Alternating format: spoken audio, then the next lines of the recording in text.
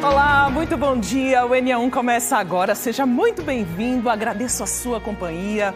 Janela aberta do Recife para você. O tempo está variando bastante, né? Já choveu hoje, céu com muitas nuvens. A maré está subindo. Daqui a pouco, às 1h06 da tarde, chega ao seu ponto mais alto. 27 graus agora no Recife. Sensação térmica de 30, de acordo com o Climatempo. E você vai ver no NE1 as investigações da polícia e o estado de saúde de Anderson Neif. O cantor de brega funk foi baleado em São Paulo. Ele estava numa van saindo de um show quando foi atingido no ombro. Polícia prende integrantes de uma quadrilha envolvida em roubos de joias e relógios. O grupo agia principalmente no litoral norte de Pernambuco. Até 6 de maio, esse é o prazo para regularizar o título de eleitor. O TRE está com atendimento estendido para quem tem pendências. É vacina que está faltando? Vamos te contar como funciona o serviço oferecido pela Alep aqui no Recife. É para deixar a caderneta em dia. E ainda o combate ao etarismo e os desafios de quem tem 60 anos ou mais. O NE1 está no comecinho, fique com a gente, seguimos juntos até 1 da tarde. Agora são 11h51. De acordo com a pesquisa mais recente do IBGE, a população com mais de 60 anos chegou a 32 milhões de pessoas, o que corresponde a 15% dos brasileiros. Em 2010, esse número era de pouco mais de 20 milhões. Segundo especialistas, essa mudança demográfica tem acontecido de forma rápida, mas o caminho para lidar com esse novo cenário ainda apresenta grandes desafios. Aos 78 anos, o tempo não desacelera, ele ganha outro ritmo. Na rotina de Zuleide, envelhecer é sinônimo de movimento, autonomia e qualidade de vida. Há mais de 30 anos, ela faz atividade física todos os dias. Sempre faço alguma coisa diferente, mas sempre estou fazendo exercício, me exercitando de alguma forma. Tenho como remédio para a saúde. Faço 3 dias de musculação e 2 dias de pilates. Mover o corpo ajuda Zuleide a pensar no futuro e a ter um presente mais leve. Os efeitos não são apenas físicos, mas também para a mente. Dá um relaxamento muito bom, meu sono é melhor, minha disposição para andar, para tudo, para fazer os serviços de casa, para tudo, a gente tem outra disposição. O que antes era exceção, hoje começa a se tornar cada vez mais comum. A expectativa de vida do brasileiro chegou aos 76 anos e meio em 2024, segundo o IBGE. E ao longo das últimas décadas, esse aumento vem redesenhando o que significa envelhecer no país. Na década de 50, as pessoas viviam em média 48 a 50 anos. Então as pessoas morriam cedo e a causa principal da morte prematura eram as doenças infecciosas, a desnutrição. Com o que a gente chama dessa transição epidemiológica, as pessoas e a evolução da medicina com o uso de antibióticos, vacinação, a melhoria das condições sanitárias, isso propiciou que as pessoas vivessem mais, né? O exercício físico é um super aliado no envelhecimento saudável.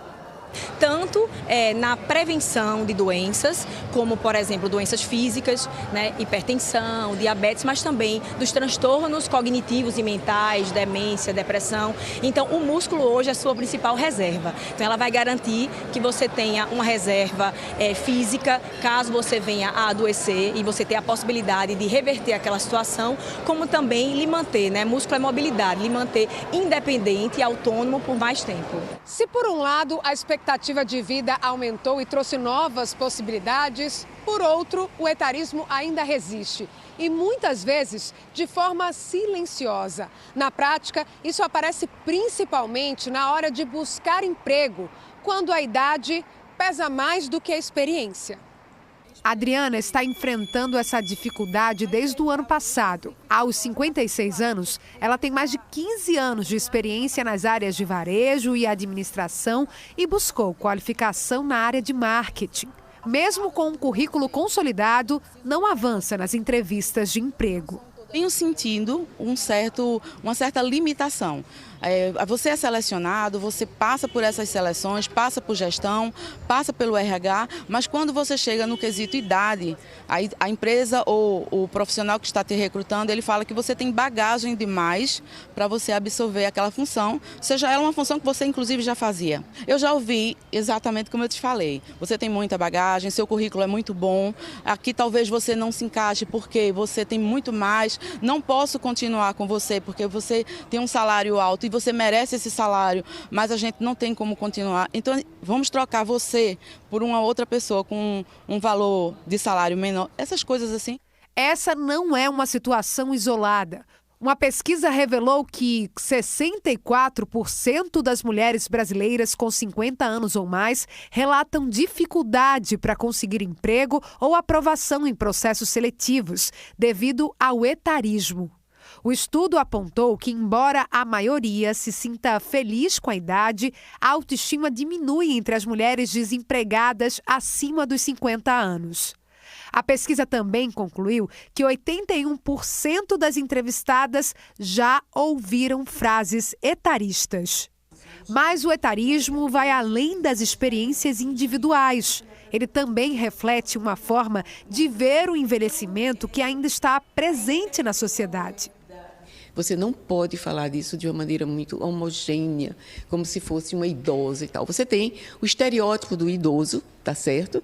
Que é uma pessoa sentada numa cadeira de balanço, sem fazer mais nada, sem pensar, sem falar, sem interagir, porque ninguém vai mais interagir com ele. A gente não pode negar que existe um certo preconceito, tanto de idade como também de gênero. Né? A gente não pode negar que há uma vulnerabilidade no feminino, com certeza, até mesmo por questões da força física. Né? Mas a gente não pode negar também que houve um caminho percorrido por essas pessoas que vieram antes. Né? Romper com esses estereótipos ainda é um desafio e que segue presente no dia a dia. A população, Natália, ela está envelhecendo bastante, mas é envelhecendo com muita qualidade, está envelhecendo muito rápido, mas com muita qualidade. E isso é para ser um facilitador. Um profissional 50 a mais, ele tem muito a agregar dentro de uma empresa. Ele traz conhecimento, maturidade, experiência. Ele é um profissional que consegue trabalhar conflitos com facilidade, focado no resultado, focado nas entregas, mas isso, de certa forma, na ponta, não é analisado dessa forma. Eu nem sinto que tem essa idade, viu? A cabeça não acompanha a idade cronológica. Eu não sinto realmente. Eu gosto de sair, de dançar, de me divertir. Por dentro a gente não muda. É interessante isso, né? Você sente às vezes assim, uma coisinha, um desconforto de alguma coisa, do seu físico, que sempre vai ter, né? Sempre vai ter. Mas para dizer assim que eu estou sentindo que eu tenho essa idade, não. O problema é esse, é que o corpo não acompanha, viu? A cabeça não acompanha o corpo. Por isso é muito bom você ter cuidado com a sua mente também. Apesar do envelhecimento acelerado da população, o mercado de trabalho brasileiro ainda não se estruturou para esse formato. A gente acompanhou a entrevista de Adriana Queiroz na reportagem e nós recebemos várias mensagens também pelo nosso canal Globo sobre esse assunto. Bora ver aqui na nossa tela? Nós temos a mensagem do Gilson Pereira. Ele disse o seguinte: gostaria que fizessem uma matéria sobre etarismo, mais focado no ambiente profissional, incluindo o momento do recrutamento e no dia a dia no ambiente de trabalho. Digo porque sofri no antigo emprego. Sinto muito, viu, Gilson? A gente vai trazer orientações já para você. O Carlos também escreveu para a gente. Ele disse: tenho 44 anos e ainda percebo o etarismo presente em algumas entrevistas. Já escutei de tudo, que precisam de alguém mais jovem, com mais energia, com agilidade, pré-julgando pelos meus cabelos brancos. O que fazer depois dos 40? Obrigada, Carlos, por sua participação também. E tem mais participação chegando aqui na nossa tela do Antônio. Ele disse: estou sofrendo para voltar ao mercado de trabalho. Tenho 62 anos, imagino que muita experiência também, né, Antônio? A Mônica contou pra gente: estou com 49 anos, cursando Educação Física na UFPE. Sofri e sofro com o etarismo. Importante falar, pois isso causa muito sofrimento. Já tive vontade de abandonar o curso por conta desse tipo de coisa. Ô, Mônica, a gente vai falar sobre isso agora, viu? A gente convidou Ana Cantarelli, especialista em gestão de pessoas, para conversar sobre esse assunto aqui no estúdio. Ana, por favor, seja muito bem-vinda ao NE1. Obrigada, pode sentar, por favor, Ana, diante de todas essas mensagens, a reportagem que também nós assistimos, dá para perceber que o etarismo começa bem antes do que a gente imagina, né? Sim. Pessoas com 40 anos já reclamando dessa situação, dificuldades no mercado de trabalho. O que a gente pode falar sobre isso, hein? Pois é. Marcela, tem uma necessidade importante que é esse preparo. Veja, a gente estava vendo aí a reportagem com pessoas com mais de 60 anos, mas a gente está ouvindo aqui situações de 40, 44 anos. Então, me parece que a gente tem um desafio antes de chegar aos 60. Tem um desafio anterior que é estar aberto a esses movimentos que estão acontecendo no mercado. Isso não é uma questão apenas dos 60 anos, é uma questão de faixa etária, independente da faixa etária, é uma questão de comportamento. Então, quanto mais você se atualiza, tanto mais você está preparado para esse movimento. E isso aqui tem uma responsabilidade dupla, do ponto de vista do profissional, mas também do ponto de vista da organização, que precisa estar aberta para esses movimentos. As empresas estão preparadas para isso? Pois é, não exatamente e não todas. Acho que a gente tem um ponto aí importante para trazer, que é a compreensão das organizações, e algumas delas já estão nesse caminho, de entender que isso é uma junção. Não existe necessariamente uma delimitação de idade que diga da sua competência. A sua competência tem a ver com o quanto você conhece, habilidades que você tem e quanto você consegue reverter isso em resultado para as organizações. Então, quando eu escuto algumas dessas pessoas dizendo eu tenho muito tempo de experiência, eu gostaria de fazer uma sugestão. Eu vi a Adriana trazendo isso na reportagem. Talvez se ela pudesse converter essa experiência em resultado, talvez ela conseguisse um tanto mais nas entrevistas. Exemplo, ao invés de ela dizer que ela tem 30 anos de experiência, 20, 15 anos, ela pode dizer, eu tive problemas X nas organizações e a minha atuação converteu isso num resultado Y. Percebe que é diferente de você dizer simplesmente que você tem experiência, porque você precisa traduzir isso em valor real, porque essa é a demanda do mercado na atualidade. Ela consegue mostrar os resultados ali no momento do recrutamento para que a empresa perceba o valor da bagagem que ela traz, é isso? Exatamente isso, que também foi uma fala, acho que do Carlos ou do Antônio, não me lembro exatamente, mas um desses dois telespectadores que trouxe isso. Então, quando ele converte isso em dizer, eu tenho essa experiência e eu consigo fazer isso, ele está trazendo um valor real. Imagina que o recrutador tem... Imagina quando você diz assim, eu tenho muita experiência de TV. Quanto é muita experiência? O que você já fez? Em que você atuou? Perceba como é diferente de você dizer, eu fiz uma cobertura X de uma situação em que eu fiquei, vamos imaginar, 12 horas trabalhando ininterruptamente para cobrir, estou imaginando aqui, uma catástrofe.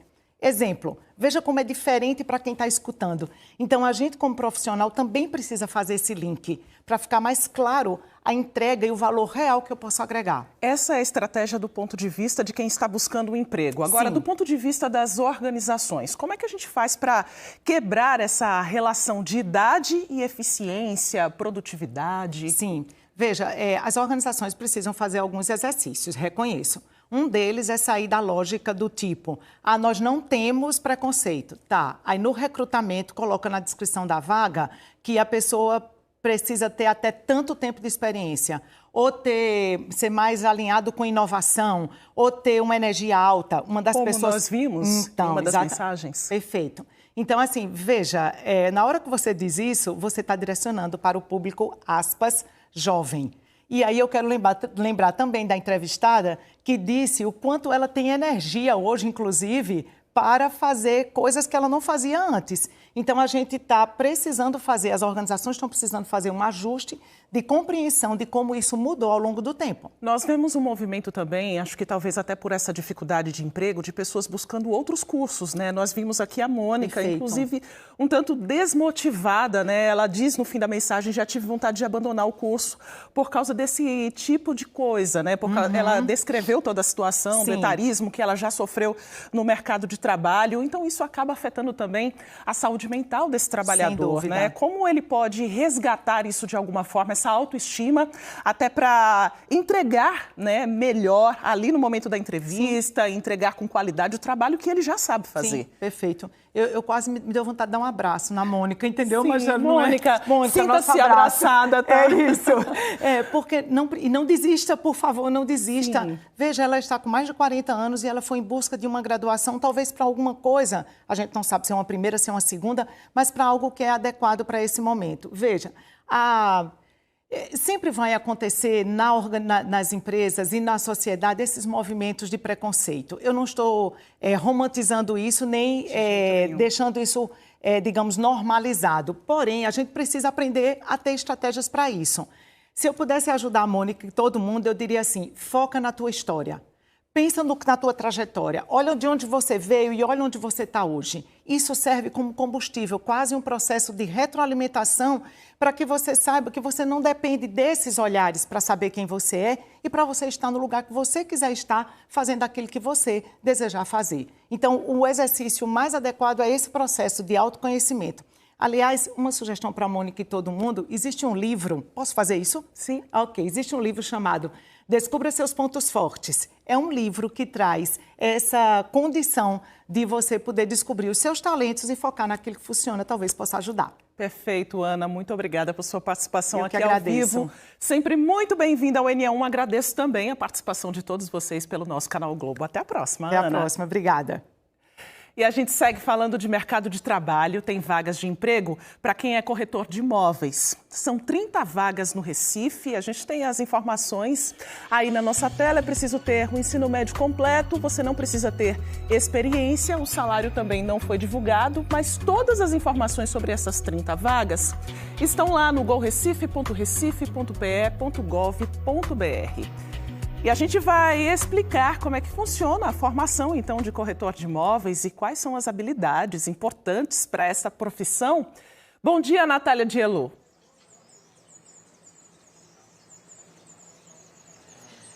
Bom dia, Maristela. Bom dia a todos. Eu estou ao lado de Felipe Breda, que é diretor de comunicação do Cresce, porque a gente vai falar qual é a formação necessária para ingressar nessa área de corretor de imóveis, né?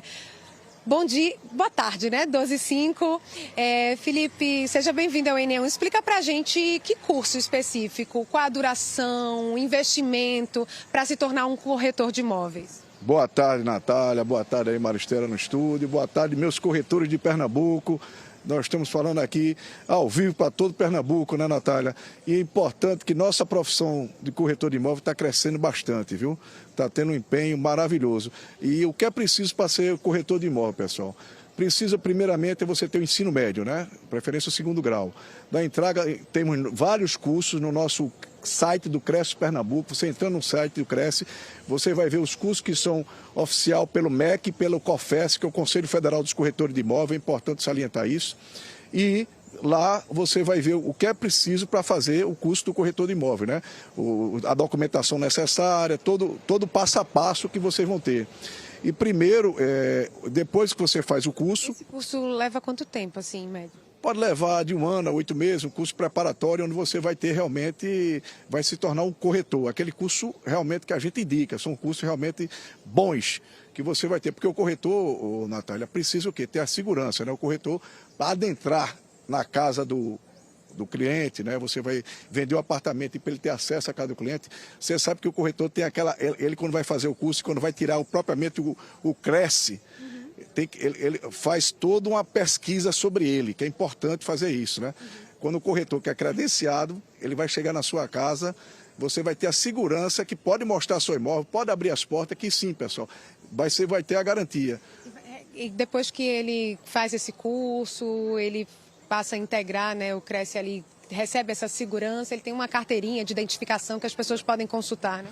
A carteirinha, pessoal, eu sempre ando com ela, né? Está aqui a carteirinha, que ele vai identificar ele, vai ter o número da inscrição dele, que é o Cresce, onde você que está procurando imóvel vai ver seu corretor, ele vai dizer seu nome com o próprio nome, entrando no site do Cresce Pernambuco, você coloca o nome dele lá, você vai saber se ele é corretor de imóvel. É importante, pessoal, hoje a gente blindar, a gente tem que dar segurança para quem está comprando, porque existem muitos falsos corretores aí, né? Não é falso corretor não, contraventores, né? Que a gente diz que não existe falsos corretores, são contraventores que a gente tem hoje. O Cresce está exatamente com a fiscalização acima.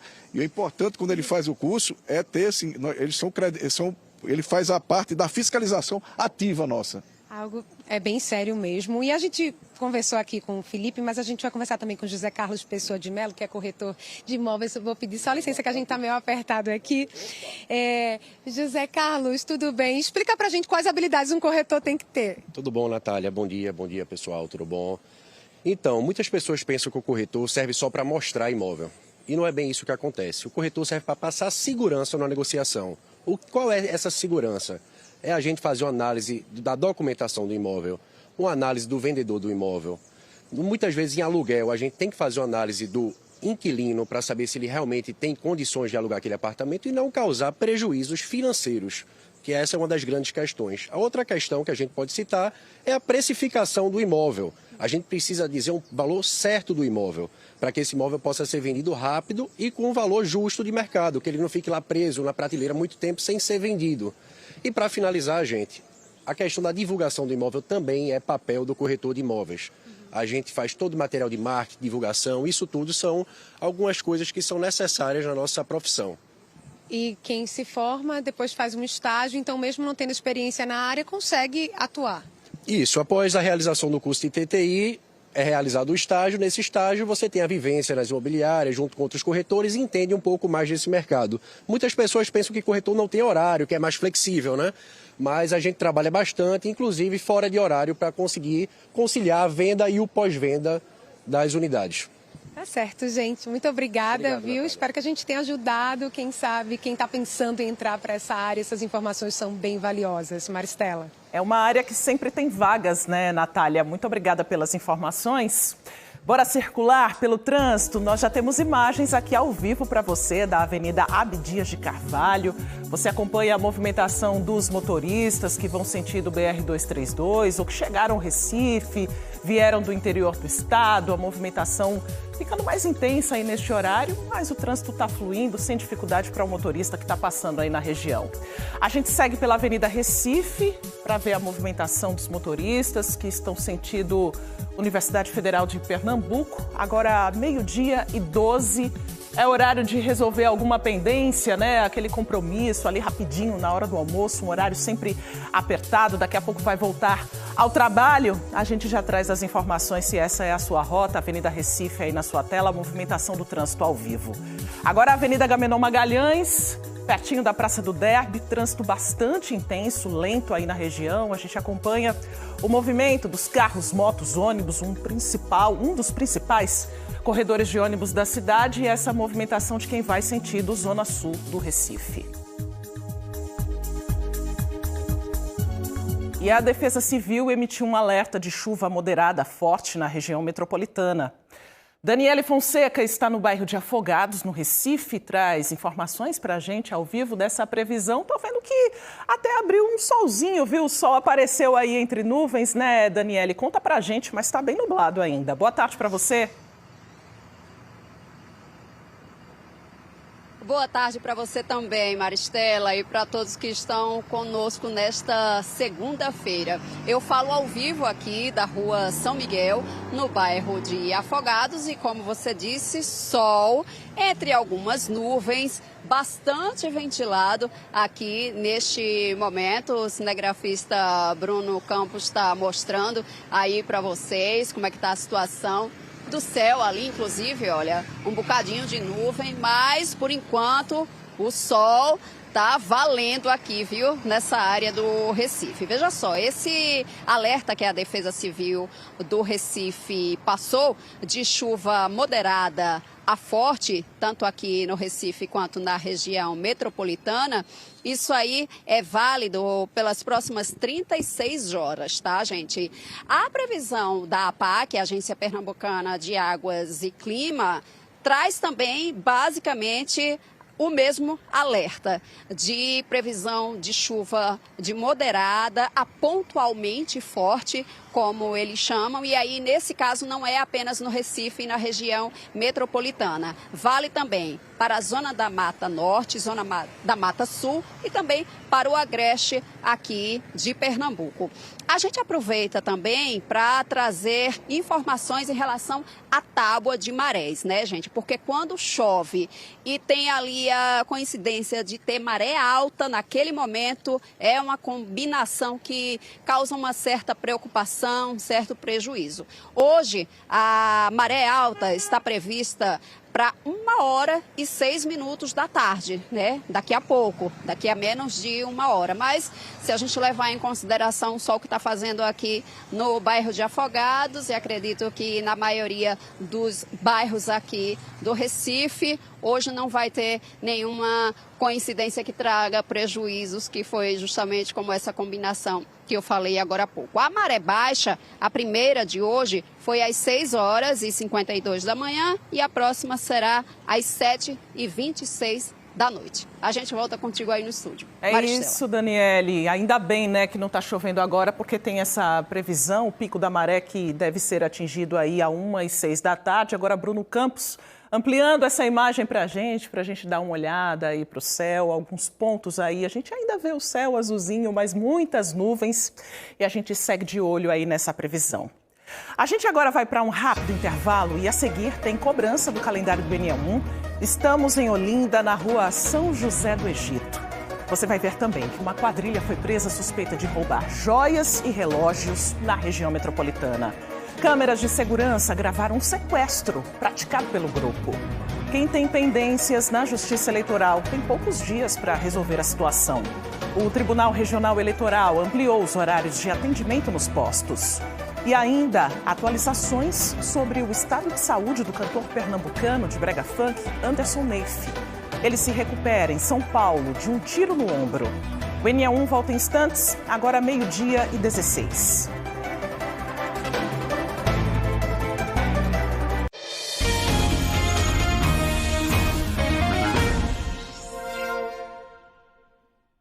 O cantor pernambucano de brega funk, Anderson Neife, se recupera em São Paulo de um tiro no ombro. Ele foi baleado após sair de um show quando a van, onde estava com a equipe, foi perseguida por 2 motociclistas e alvejada com vários tiros. Apenas Neife se feriu e passou por cirurgia no fim de semana para a retirada da bala no Hospital Sírio-Libanês em São Paulo. A banda do cantor pernambucano Anderson Neife se apresentou nesta casa noturna, no Jardim São Luís, zona sul da capital, na madrugada de domingo. Segundo o boletim de ocorrência, enquanto o cantor atendia aos fãs, a equipe de produção percebeu uma movimentação estranha de motos. Ao sair da casa de espetáculos, por volta das 5h30 da manhã, viram que estavam sendo seguidos por 2 motos com 3 ocupantes. Câmeras de segurança registraram parte do trajeto, de cerca de 10 quilômetros. Às 5h49 dá para ver quando os veículos descem em direção ao túnel Max Pfeffer, no Itaim Bibi. Anderson Neife está na van escura que vai à frente. Atrás vão 2 motos, que podem ser vistas melhor por este ângulo. A perseguição se encerrou exatamente nesse ponto, esquina da Avenida 9 de Julho com a Rua Manuel Guedes. A van com o cantor e sua equipe parou nesse semáforo e foi nesse momento que os suspeitos atiraram. De acordo com o boletim de ocorrência, pelo menos 6 disparos. Outras câmeras de segurança registraram a fuga dos criminosos. Eles fizeram uma conversão proibida no cruzamento da Avenida 9 de Julho com a Rua João Cachoeira e foram embora no sentido da Marginal Pinheiros. A equipe de produção gravou um vídeo mostrando o estado da van depois da ação dos atiradores. As balas atravessaram os vidros e perfuraram vários bancos. O tiro da parte de trás da van aqui, ó, foi esse. E eu acho que o que pegou no senhor foi esse aqui, ó, quando estava em pé. O irmão e a mãe de Anderson, que acompanhavam o cantor no show, falaram nas redes sociais sobre os momentos de tensão. Agradecer a Deus pelo livramento. Todos tiveram, todos nós tivemos. Mas graças a Deus, Neife está bem. A van estava cheia, mas Anderson Neife foi o único atingido. Ele passou por cirurgia para a retirada de fragmentos no ombro e foi liberado pelo hospital no começo da noite. Quando eles começaram a alvejar a van, o primeiro, ele deu o tiro atrás, né? Atrás da van, e ele começou a disparar muito. Ele deu o primeiro, o segundo, quando ele deu o terceiro, eu me assustei, o terceiro que bateu em mim. O terceiro bateu nas minhas costas. Cara, parecia um murro. Parecia, assim, 50 quilos num saco de cimento, tenho certeza, nas minhas costas. E aí eu caio pra frente. Mas eu tô bem, graças a Deus, eu fiz a cirurgia foi um sucesso. E tô aqui repousando agora. Anderson Neif é cantor e influenciador digital, mais conhecido no cenário brega funk. Nas redes sociais, ele compartilha músicas e bastidores da vida como artista. E no G1 Pernambuco tem um vídeo que mostra o cantor Anderson Neif logo depois de ser baleado dentro da van. Vamos ver. Nossa, pegou nas costas. Nas minhas costas. Virei pra mim. Eu acho que alojou. Não, calma, vê, porque tem que estancar. Pegou no meio. Pegou, velho. Tô suave. Não, tá aqui. Ai, não. Vai direto pro hospital aí, vamos tocar daí, vira aí as costas. Vira aí, né, pra gente ver. Calma. Calma, irmão, calma. Tô contigo. Vira as costas pra gente ver. Tô contigo. Não, a bala tá alojada aqui, ó, dá pra ver. E a polícia de Pernambuco prendeu integrantes de uma quadrilha envolvida em roubos de joias e relógios em várias cidades. Um dos crimes foi registrado por câmeras de segurança. São essas imagens que você acompanha agora. O grupo sequestrou o homem que aparece no vídeo enquanto ele passeava com um cachorro. Os bandidos aparecem encapuzados e entram com a vítima no prédio que ele mora. Eles roubaram uma coleção de relógios da vítima. Você acompanha agora a foto que a Polícia Civil fez ao prender a quadrilha. Encontrou com eles colares, anéis, relógios e outras joias. Camila Torres está ao vivo na sede da Polícia Civil. Como a polícia conseguiu prender os criminosos, hein, Camila? Boa tarde. Oi, Maristela. Boa tarde para você, para quem está com a gente aqui no NE1. Olha, durante o momento em que os bandidos estavam dentro do apartamento, a polícia usou uma informação da forma como eles se referiam ao lugar onde os objetos ficavam. E foi essa informação que levou a polícia à história que a gente vai contar agora. Deixa eu conversar com o Dr. Gilmar, ele que é o responsável pela investigação. Qual foi a informação usada ali naquele momento do assalto, doutor Gilmar, que foi muito importante para identificar as pessoas envolvidas nesse crime? Boa tarde. Boa tarde. Quando os executores, assaltantes, certo, levavam o empresário algemado para dentro do apartamento, eles fizeram chamada de vídeo, certo? Nessa chamada de vídeo, a pessoa que falava com ele mandava ele procurar o quarto secreto.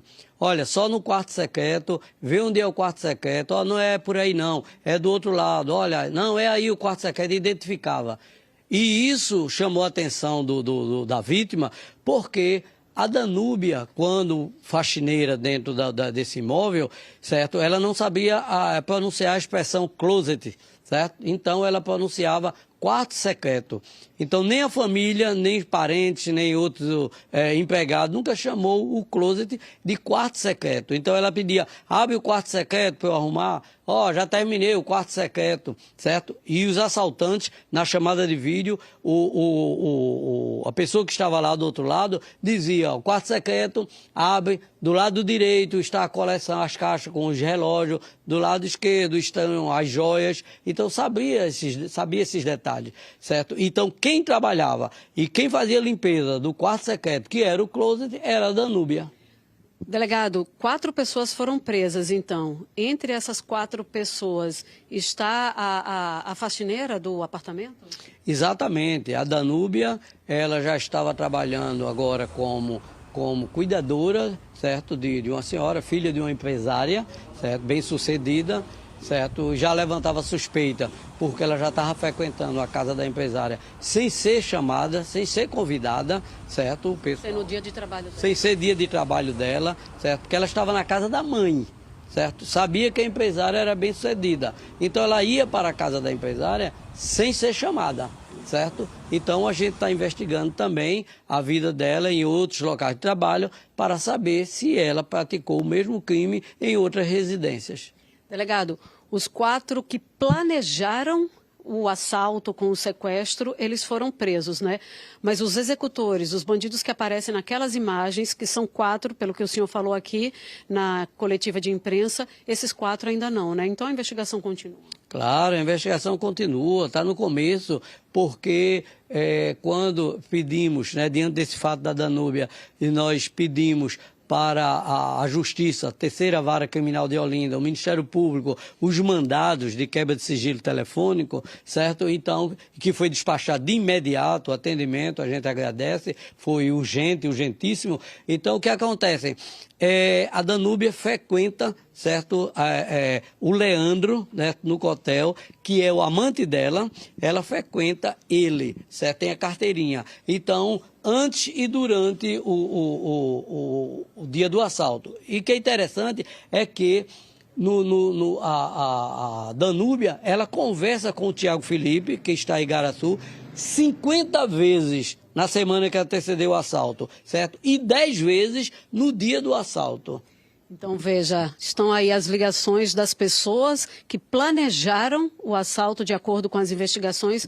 A polícia agora segue em busca daqueles que executaram o assalto juntamente com o cárcere privado. Pai, mãe, 2 crianças que ficaram em poder dos bandidos naquele dia, Maristela. A gente continua, então, acompanhando as investigações. Recentemente, o Estado foi condenado a pagar uma indenização de R$10 mil por danos morais a um casal que foi constrangido numa blitz. O carro estava com restrição de roubo, mas o Estado não deu baixa. E os proprietários legítimos tiveram um carro apreendido indevidamente por causa desse erro administrativo. Vou aproveitar essa história para falar sobre roubo e furto de veículo.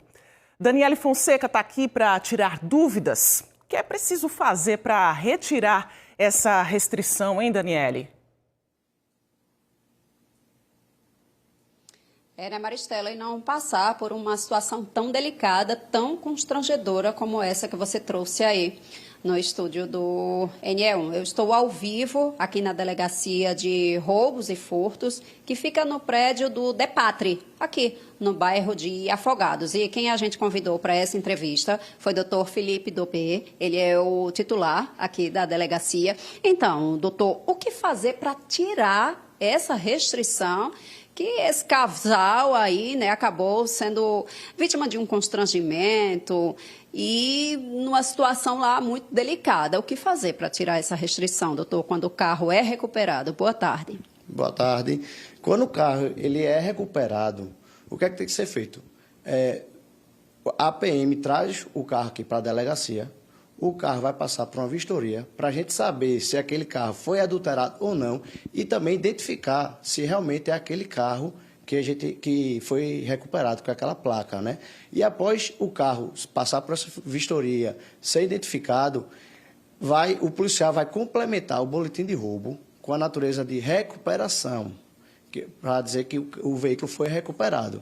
E aí ele vai entrar em contato com o proprietário do veículo, e o proprietário, quando chegar aqui na delegacia, vai ser complementado de novo esse boletim de ocorrência com a natureza de restituição, e somente com esse complemento de restituição é que a restrição baixa, entendeu? E assim, o sistema Infopol é interligado com o sistema do Detran, e quando a gente faz esse complemento desse BO, a restrição de roubo e furto, ela é retirada automaticamente. Agora, doutor, o senhor falou aí de uma situação quando é um policial que encontra. Às vezes, quando alguém é vítima de um roubo como esse, às vezes não, isso quase que na totalidade é passando de um WhatsApp para o outro, colocando em grupo, meu carro foi roubado e tal. Digamos que foi um vizinho, um amigo que localiza e diga, teu carro está aqui. E aí a pessoa vai lá e encontra o carro. Nesse caso, quando não teve policial envolvido no resgate, né, na recuperação desse veículo? Veja, nessas situações é importantíssimo ligar para o 190. A pessoa não pode pegar o carro, ligar e sair, não. Por quê? Porque aquela placa está com a restrição de roubo. E vamos supor que a pessoa, eu vou pegar o meu carro e vou levar para a delegacia. Nesse trajeto, pode se deparar com a viatura, e quando a viatura olhar a placa e colocar no sistema, vai dar restrição de roubo, então eles podem ser abordados, né? E como para evitar isso, é importante ligar para o 190, esperar uma viatura e acompanhar o carro ser encaminhado para a delegacia. Como checar se essa restrição foi totalmente liberada para não acontecer como isso que viveu o casal? Veja, o policial pode acessar o sistema e verificar se aquela restrição foi retirada ou não. E também existe o SISNEP Cidadão, que pode ser consultada a placa do veículo para saber se tem a restrição ou não. A gente está falando aqui de quando o veículo é encontrado, né? E no caso do roubo, doutor, quando se tem um veículo roubado, quem acionar? Polícia Civil, Polícia Militar? Quando a pessoa é roubada, primeiramente, ela deve ligar para 190 e relatar o que ocorreu, passar a informação de marca, modelo, cor, a placa do veículo, porque aí o 190 ele vai estar acionando o CIODES, e o CIODES já pode empenhar uma viatura para procurar lá na área e tentar recuperar esse carro.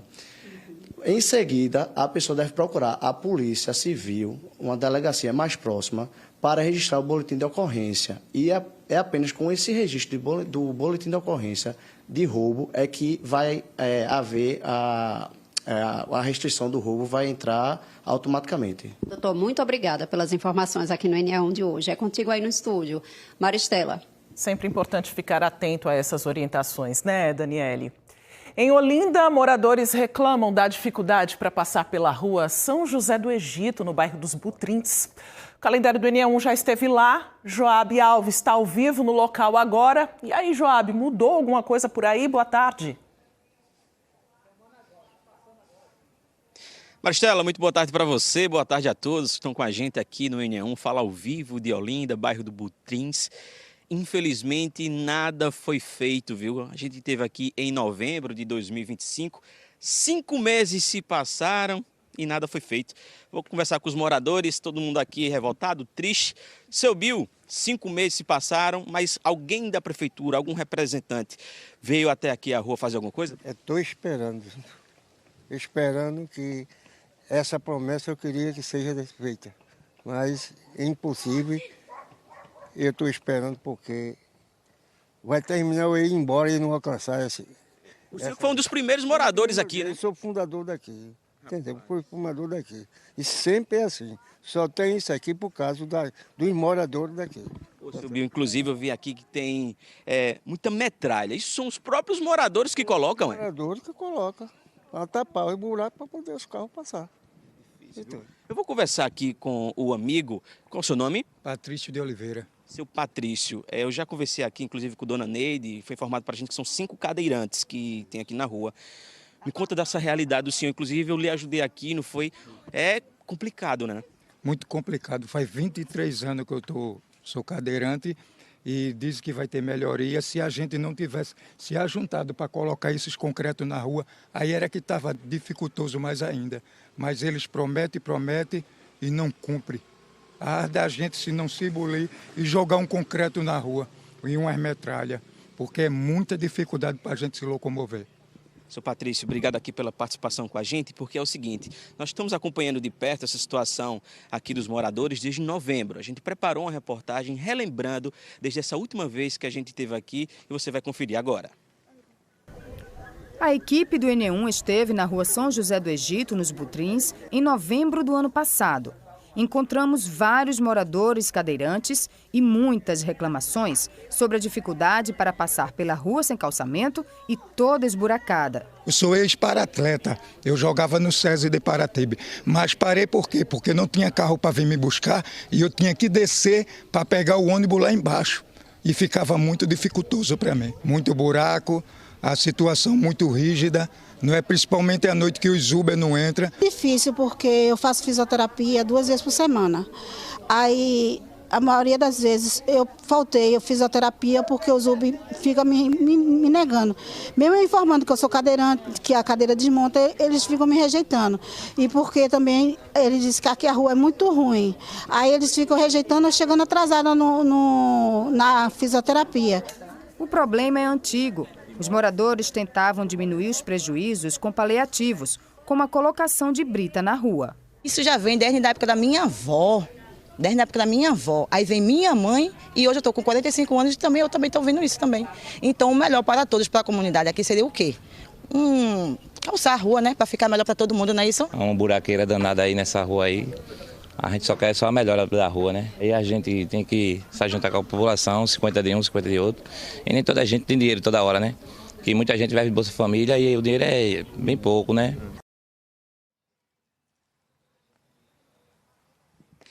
Gente, vocês viram essa realidade, 5 meses aí se passaram e infelizmente nada foi feito. Segundo os moradores, ninguém da prefeitura veio aqui pelo menos para fazer uma vistoria, fazer um serviço paliativo. Dona Neide está aqui com o calendário do ENE1, eu vou perguntar uma coisa aqui a ela, porque ela precisa fazer fisioterapia. Me diga uma coisa, em relação aos carros de aplicativo que a senhora precisa, né, chamar para se deslocar, como é que é? Eles vêm, eles cancelam, como é que funciona? Quando tenho que ir para fisioterapia e eu peço o carro de aplicativo, eles ficam cancelando. Eles cancelam porque é cadeirante e porque a gente tem que informar e porque dizem que a rua é muito ruim, muito buraco, diz que essas pedras furam os pneus deles e eles não querem vir para cá, entendeu? Agora, cadê o direito que nós temos de acessibilidade, que não está sendo cumprido? A prefeitura tem que fazer alguma coisa, entendeu? Aí a gente fica faltando consulta médica, fisioterapia, porque quando chega lá, passa da hora, a gente não é mais atendido, nem pelo médico e nem pela fisioterapia. Entendeu? Isso, viu, dona Neide? Obrigada aí pelo seu desabafo, por conversar com a gente. Nada foi feito em 5 meses, como é que a senhora se sente? A gente se sente que a gente faz pela comunidade e não é pela prefeitura, a gente volta e não tem um recurso, né? A gente sabe que existem recursos para isso e a gente simplesmente eles fecham os olhos. E aí a gente precisa de uma solução, porque aqui são muitos moradores idosos, cadeirantes e crianças também que gostam de brincar na rua, então isso tudo a gente termina não tendo, né? Não só a nossa rua, mas as ruas paralelas elas também estão nessa situação. Meu nome? Renata. Renata, eu vou pedir para vocês continuarem por aqui, tá? Eu estou aqui com o Lafayette, nosso repórter cinematográfico, porque é o seguinte, a gente procurou a Prefeitura de Olinda, daqui a pouquinho a gente traz a resposta, né? O que é que eles falaram dessa vez, né? Se vai ser feito algum estudo, se vai ser feito aí também, a gente cobrou, né? Se vai ser pelo menos feito um serviço paliativo, porque do jeito que está não pode continuar, né? E, inclusive está tempo bem nublado por aqui, o que a situação complica ainda mais quando chove. Eu vou voltar contigo aí, Maristela, e daqui a pouquinho eu volto com essa resposta para a gente saber o que é que a Prefeitura de Olinda fala sobre esse problema aqui dessa rua. É com você. Passou da hora de fazer uma obra completa por aí, inclusive nós trouxemos esse alerta no mês de novembro, um mês de sol. Agora nós já estamos no período chuvoso e os moradores continuam com essa queixa, a mesma reclamação. Quando a gente fala de pavimentação, a gente fala de dignidade, né? De acesso das pessoas. Uma rua com tantos cadeirantes. Daqui a pouco, então, Joabe Alves volta com outras informações para a gente, também com essa resposta da Prefeitura. E quem trabalha ou tem algum compromisso no bairro da Boa Vista, a área central ali do Recife, consegue se vacinar de graça na Assembleia Legislativa de Pernambuco. Mas atenção, não é no prédio principal, tá? É nesse anexo que fica em frente à sede da Alep. Tem vacinas variadas e dá para atualizar a caderneta das crianças também. As vacinas já estão sendo aplicadas, não só nos funcionários da Assembleia, como nos dependentes dos trabalhadores e no público em geral. Então, esse é um serviço aberto a qualquer pessoa que passe aqui pela Assembleia Legislativa, que fica no bairro da Boa Vista. A sala de vacinação fica no prédio anexo, na frente do principal, onde tem o plenário de votações.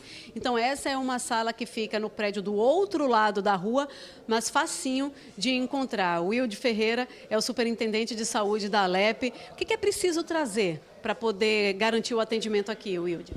A população em geral só é trazer um documento de identificação com foto e o cartão de vacina. Se não tiver o cartão de vacina, vai ser feito um cartão novo aqui para fazer o esquema vacinal. Esse é um serviço que está disponível de segunda a sexta, né? Mas com diferença de horário. Explica para a gente. Isso. De segunda a sexta-feira é aberto no horário de funcionamento da Assembleia. De segunda a quinta, das 8 às 17 e às sextas, das 8 ao meio-dia. Wilde, e esse é um serviço permanente. É importante a gente falar que não é uma campanha de vacinação que está sendo realizada, né? Isso, é um serviço permanente que vai funcionar constante aqui na Assembleia e vale ressaltar que é totalmente de graça, então ninguém paga nada para tomar vacina. Deixa eu até saber aqui do amigo que acabou de tomar a vacina, tomou de qual? Eu tomei da gripe. Vacina da gripe todo ano? Todo ano, nunca perdi nenhuma vacina. Todas as vacinas aqui que tem aqui eu tomo. Maravilha. Priscila, deixa eu só aproveitar aqui. Quais são as vacinas que estão aqui disponíveis? São todas aquelas que a gente encontraria numa unidade convencional de saúde? Isso. Todas as nossas vacinas são disponíveis na rede, né, do SUS. São as mesmas vacinas. Tá? Hepatite, influenza... A da meningite, que tem muita gente procurando agora, tem aqui? Temos a meningo C, a meningo ACWY, todas que estão lá nos postos de saúde você vai encontrar aqui. Então, inclusive, para atualizar a caderneta de vacinação das crianças, pode vir aqui que encontra todas? Pode, com certeza. O adulto também, caso ele não lembre as vacinas, ele não tenha esse cartão, né, esse controle, a gente vai estar realizando um novo esquema vacinal de acordo com a faixa etária desse usuário. Priscila, muito obrigada pelas informações. Pessoal, reforçando que esse é um serviço permanente aqui na Assembleia Legislativa, começou a ser oferecido na semana passada, não é campanha de vacinação, é sala de vacina com serviço disponibilizado para toda a população de segunda a sexta-feira. E o Tribunal Regional Eleitoral ampliou os horários de atendimento para quem precisa regularizar o título de eleitor. No Recife, um dos locais onde se faz a regularização é na Central de Atendimento ao Eleitor, no Forte das Cinco Pontas, bairro de São José. Hoje pela manhã teve bastante movimento por aqui. Todo mundo em busca do mesmo serviço. Eu estou precisando porque eu vou trabalhar. Aí eu já sou aposentado e estão exigindo o título de eleitor. Tirei foto, tirei biometria, foi tudo bem mesmo. O horário de atendimento para regularização do título foi estendido. Durante a semana, vai de 8 horas da manhã às 6 da noite. Sábados, domingos e feriados, começa às 9 da manhã e segue até às 3 da tarde. Quem é que se encaixa nesse perfil? Quem é que está com um título irregular? Basicamente, para as pessoas que estão com o título cancelado. Então, são as pessoas que deixaram de votar nas últimas 3 eleições. E isso inclui os 2 turnos da eleição, por exemplo, a última eleição geral. Então, essas pessoas elas estão com o título cancelado e, para isso, para que elas possam votar nessas eleições, elas precisam comparecer até o dia 6 de maio. O prazo para a regularização vai até quarta-feira da próxima semana, dia 6 de maio. O atendimento é presencial. A marcação do dia, horário e local é feita pela internet. 2 vezes na semana acontece a liberação de novas vagas. Eu estou liberando as vagas do decorrer desta semana. Então, tanto aqui, 5 Pontas, como no Rio Mar. E aí, quando for quinta-feira, a partir do meio-dia, eu abro as vagas da outra semana, que são os últimos dias, segunda, terça e quarta. Quem vai tirar o documento pela primeira vez deve seguir as mesmas regras e prazo. E vale o alerta também para quem recebe qualquer benefício pelo INSS. Uma grande preocupação nossa é que o cadastro fica fechado, né, do dia 7 de maio até novembro. Então, as pessoas que utilizam benefícios atrelados ao GovBR, então as pessoas que têm benefício do INSS, se não tiverem biometria coletada, não poderão se utilizar desses benefícios nesse período. Dona Ana Lúcia nasceu em outro estado e está morando em Pernambuco. Diz que está ansiosa para regularizar o título e exercer a cidadania. Muitos anos que eu moro aqui em Recife, que sou do Maranhão, e eu sempre só justificava, mas nunca vim resolver o problema do título, transferência e tal. Aí quando eu vim agora, disse que estava cancelado, mas tá tudo certinho, já fiz, tá tudo ótimo, e agora é só esperar a eleição, né, para votar.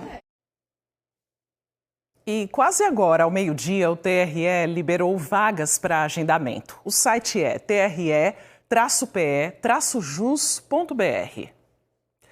Agora, meio-dia e 46, tem muitos donos e donas de casa acompanhando a gente. Agradeço a companhia. E para fazer uma limpeza em casa, usando água sanitária ou outros produtos químicos, é preciso tomar alguns cuidados na hora de manusear cada um deles. O uso correto pode otimizar a limpeza e também evitar problemas de saúde, como a intoxicação, né? Natália Dielu vai conversar com a gente sobre esse assunto também, porque tem algumas orientações importantes, né, Natália?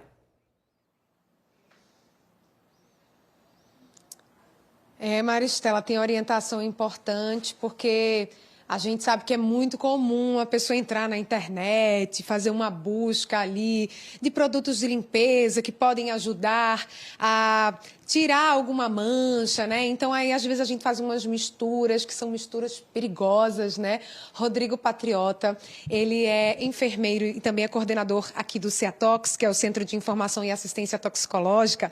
A gente preparou essa mesa aqui, na verdade, vocês prepararam para a gente mostrar, que tem vários produtos de limpeza, né? E umas combinações que o pessoal faz que pode ser muito perigoso, né, Rodrigo? Boa tarde. Boa tarde, Natália. Exatamente. O que você falou bem, é mistura, né? Então, os produtos têm a finalidade para o que ele foi confeccionado. Se é tira-mancha, se é polidor de alumínio, né? O problema estão nessas misturas. Dá uns exemplos aí para a gente. Certo. Aqui a gente atende o que a gente chama de casos de intoxicações por produtos de uso sanitário e produtos químicos industriais. Então, o grande líder é a água sanitária, é o cloro, né? O cloro ativo que está dentro 2,5%.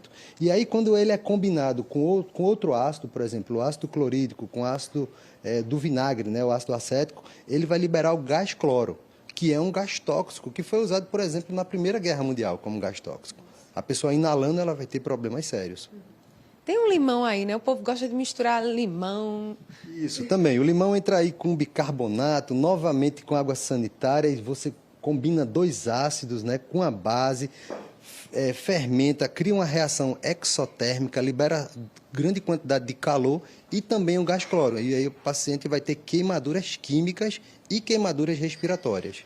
Tem álcool ali também, né? O álcool, exatamente. Aí a combinação do álcool, por exemplo, com água sanitária, Vixe, Maria, vai fazer o formol, né? O clorofórmio, que também é um gás tóxico para o ser humano.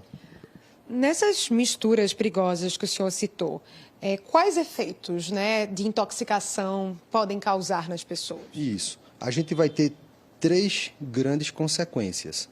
Uma é a inalação de gás tóxico produzido durante essa mistura química. Então, esses produtos individuais, eles são seguros, né?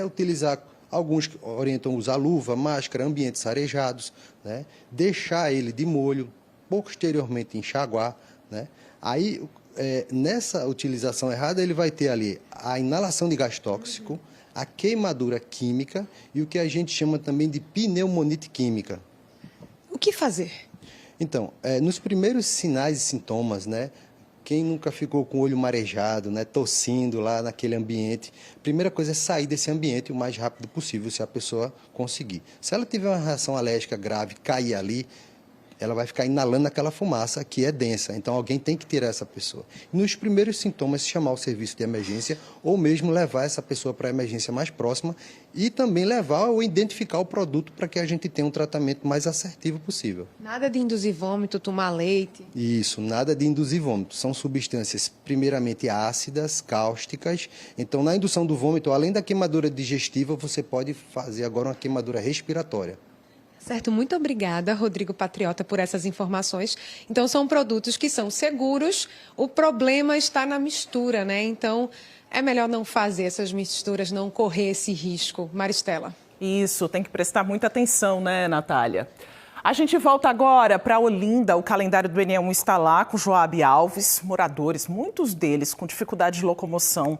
Reclamam da rua esburacada, sem calçamento, né, Joab? Tem alguma previsão para essa rua ser asfaltada? O que a prefeitura disse, hein? Maristela, já estou com a nota aqui da Prefeitura de Olinda, na rua São José do Egito. Todo mundo espera muito por essa obra, porque está chegando aí o período de chuva, o que dificulta ainda mais a locomoção aqui das pessoas, tá? Mas, por nota, a Prefeitura informou que segue em estudo essa rua devido à complexidade. E aí espera, né, que essas mudanças estruturais, elas envolvem, né, além da pavimentação. E aí uma nova visita técnica será realizada nessa semana para avançar nessa análise. E aí, após essa etapa, serão levantados os recursos necessários para essa obra.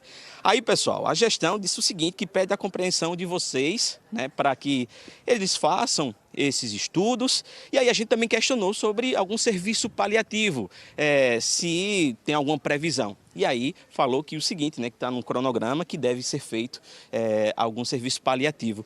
Queria saber de vocês o seguinte, né, a gente trouxe essa resposta, período de chuva se aproximando, e aí vocês ficam preocupados? Sim, sim, muito, porque com tudo que o concreto está saindo, então vai ficar muito mais complicado, né? Então que eles possam cumprir com a palavra e que isso não chegue até o final do ano, mas sim que seja o mais rápido possível, para que a gente possa ter os nossos idosos e os nossos cadeirantes poder andar na nossa rua, né? E aí eu vou lhe perguntar o seguinte, né, que também foi prometida essa questão do paliativo. A senhora espera que isso aconteça? Eu aguardo que isso aconteça, né, muito rápido, porque os cadeirantes estão sofrendo para ir para a unidade de saúde, que a rua São José do Egito está horrível, pegando a rua Maragi e a rua João Roseno, e em seguida tem uma entrada que vai para a unidade de saúde. E estão tendo muita dificuldade de chegar lá, e que a gente já gravou tudo e vai passar para a prefeitura. Ok, obrigado aqui pela participação de todo mundo. O calendário está na mão aqui de Dona Neide, porque a gente vai marcar, vai dar um prazo, né? A gente vai voltar aqui em novembro, no dia 2, vou pedir para, no dia 3, na verdade, que dia 2 é feriado, a gente volta aqui no dia 3, e a gente vai acompanhar e ver de perto o que é que o município fez aqui por vocês, moradores aqui da rua São José do Egito, no bairro dos Butrins. A gente vem acompanhando toda essa situação aqui desses moradores desde novembro do ano passado. Então, novembro de 2026, a gente volta para conferir de perto se foi feito algum serviço. Todo o pessoal aqui tem um contato à nossa produção e aí a gente vai acompanhar de perto essa situação. A gente agradece aqui a confiança, tá? No nosso calendário, do NE1, e a gente vai acompanhar de pertinho esse problema de vocês. Eu volto contigo aí no estúdio, viu, Maristela? A gente espera por melhorias aí nessa região, né? Os moradores precisam demais e é um direito deles, né? Muito obrigada, Joab, pelas informações. Vamos voltar a falar sobre o atentado sofrido pelo cantor Anderson Neif ao sair de um show em São Paulo na madrugada de ontem. A polícia já iniciou as investigações. A repórter Paula Araújo, da Globo São Paulo, está acompanhando esse caso desde cedo e traz informações atualizadas para a gente. Oi, Paula, boa tarde, bem-vinda.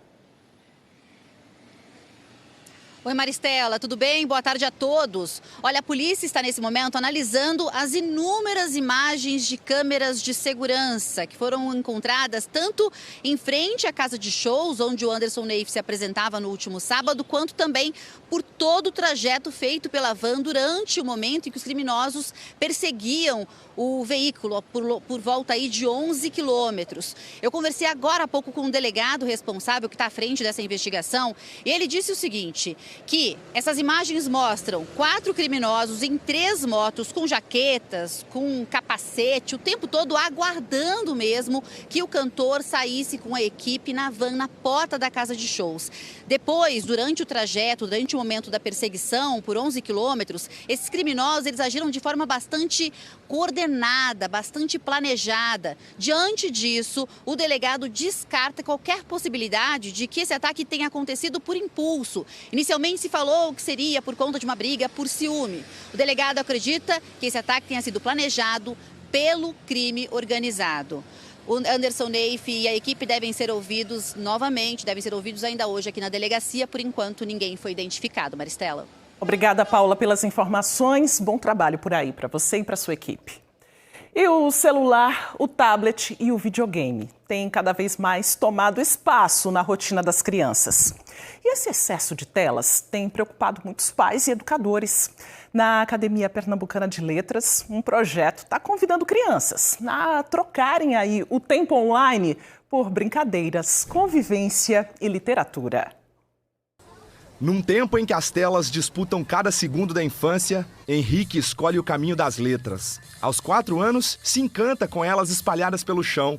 Monta, desmonta, recomeça. A brincadeira é simples, mas carrega algo raro: tempo e atenção. A mãe dele, Mariana, o trouxe pela 2ª vez. Eu acho que é uma oportunidade, né, para ele brincar, tanto de estar com outras crianças, como também ao ar livre, né? Eu gostei muito disso.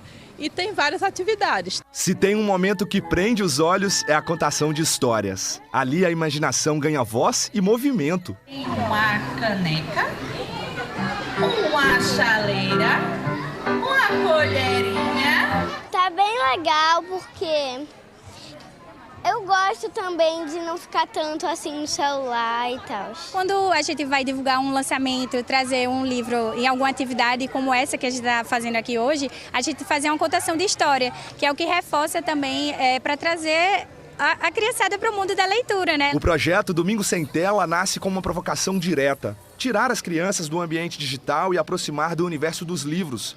Uma troca que não é contra a tecnologia, mas é a favor do equilíbrio. A proposta é fazer com que cada história abra uma porta e que se transforme em um portal aberto a outras possibilidades. A ideia, inicialmente, além de aproveitar o espaço aqui da Academia Pernambucana de Letras, que é maravilhoso, era a gente ter um momento em que a gente chamasse a atenção para o fato do tempo que as crianças passam nas telas. E o livro é o objeto, acho que simboliza mais essa saída da tela e a vinda para o mundo real, mas com ludicidade, né, com histórias, com imaginação. Então a gente está pensando aqui todo domingo realmente ter esse momento. Vamos ampliar também para adolescentes e futuramente para adultos também. 3 livros marcam os lançamentos desta edição: Tomica, o Mega Mago, O Rei da Savana e O Caleidoscópio de Tininha. Na verdade, é a minha história. Eu sou a Tininha, que aos 6 anos fiquei sem a minha mãe, meu irmão ficou recém-nascido e isso causou um rebuliço na família. Imagina, uma mulher de 29 anos parte deixando uma menina de 6 anos. Então o livro, ele trata de como os adultos se relacionaram com essa perda, como isso foi passado para uma menina de 6 anos e como é que ela, com a ajuda de uma vizinha professora, descobre a verdade, né? O evento foi realizado pela Companhia Editora de Pernambuco em parceria com a Academia Pernambucana de Letras. A academia é uma instituição privada, ela é sem fins lucrativos e aí ela tem projetos com o governo. Um desses projetos é a parceria com a CEP, que abre as portas para o público ficar mais perto e conhecer um pouco mais da academia. Ainda teve visita guiada ao casarão da Academia Pernambucana de Letras. O prédio foi erguido na 2ª metade do século XIX, um espaço que nasceu residência e hoje é ponto de encontro da palavra. Aos 125 anos, a academia segue se reinventando. É uma oportunidade da gente mergulhar na história da nossa cultura pernambucana e conhecer onde acontecem tantos diálogos importantes dos nossos acadêmicos. Entre letras, histórias e brincadeiras, o Domingo Sem Tela faz um convite: desacelerar, olhar ao redor e redescobrir que antes de qualquer tela existem vários mundos esperando para ser tocados e lidos. O projeto Domingo Sem Tela é sempre no último domingo do mês, na Academia Pernambucana de Letras, no bairro das Graças, no Recife. O NE1 volta amanhã. Uma ótima tarde para você.